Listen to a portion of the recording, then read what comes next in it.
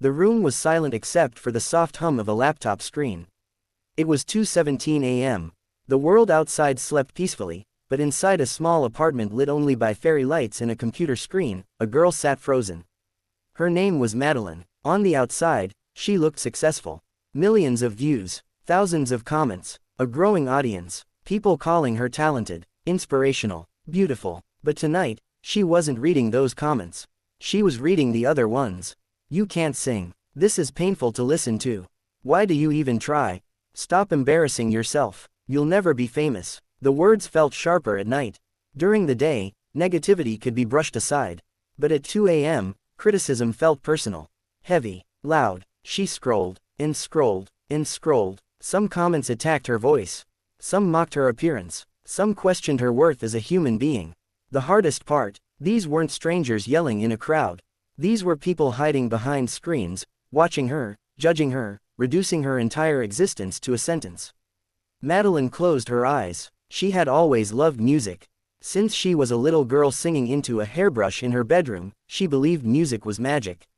It healed wounds. It told stories. It connected strangers. But tonight, she wondered if music was enough. She thought about quitting, just deleting everything, disappearing quietly. No more comments, no more hate, peace. But then something inside her whispered, if they are using words to hurt you, what if you use those same words to create something powerful? She opened her eyes. The comments were still there. But they looked different now. Not like weapons, like lyrics. Her fingers hovered over the keyboard. She copied one comment, you sound like a dying cat. She laughed softly. Another, no talent whatsoever. Another, this is cringe. Instead of feeling wounded, she started feeling curious.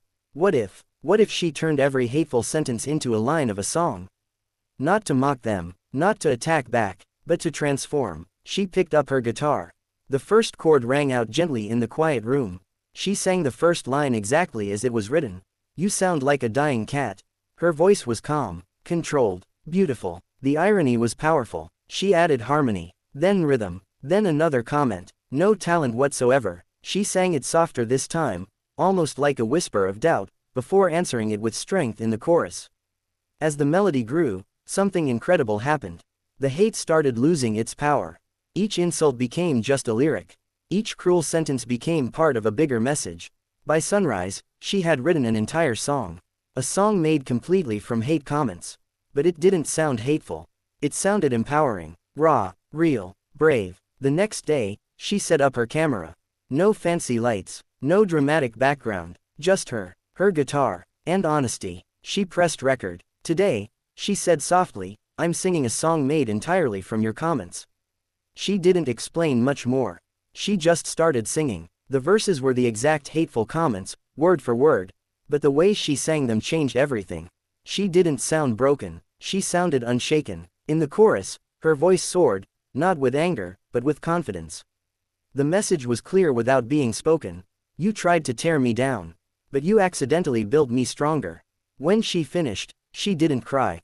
She smiled. Then she uploaded it, and waited. For the first few minutes, nothing happened. Then one comment appeared. I didn't expect this. Then another. This gave me chills. Then dozens, hundreds, thousands. People weren't laughing. They weren't attacking. They were applauding. Someone wrote, you just turned negativity into art. Another said, I've been bullied my whole life. This made me feel powerful.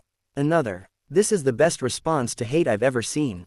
The video started spreading, not because it was dramatic, not because it was scandalous, but because it was different. In a world where people usually respond to hate with more hate, she responded with creativity. With music, with grace. The media picked it up. People shared it on social platforms. Musicians reacted to it. Teachers showed it in classrooms. It wasn't just a song anymore. It was a statement. But what touched Madeline the most wasn't the views. It was the messages. Private messages from teenagers saying, I was going to quit singing because people made fun of me. I deleted my videos because of hate comments. After watching you, I decided to try again. She realized something important. The hate comments were never really about her. They were reflections of someone else's insecurity, someone else's pain, someone else's emptiness. And by turning them into music, she didn't just defend herself. She showed others how to take back control. Months later, she performed the song live. Standing on stage, bright lights shining down, she looked at the audience and said, "This song is made from the worst things people have said to me." The crowd went silent. She began singing. When she reached the chorus, the audience joined her. Thousands of voices singing the very words that were once meant to hurt her. But now, they sounded powerless. Because hate loses strength when it's exposed to courage. After the show, a young girl approached her. Maybe 14 years old, tears in her eyes. "They tell me I can't sing," the girl whispered. "They laugh at me at school." Madeline knelt down and smiled gently. "And do you love singing?" The girl nodded. "Then sing," she said. "Sing louder." Years later, people still talk about that moment. Not just because it was creative, but because it was fearless. Madeline could have deleted the comments. She could have ignored them. She could have responded angrily. Instead, she did something unforgettable. She transformed them, and that transformation carried a lesson.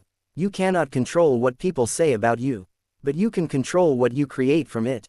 The internet can be cruel. The world can be loud. But your voice is louder. Madeline didn't silence the hate. She harmonized over it, and in doing so, she proved something powerful. Hate is temporary. Art is forever. Now imagine this scene for your storytelling video.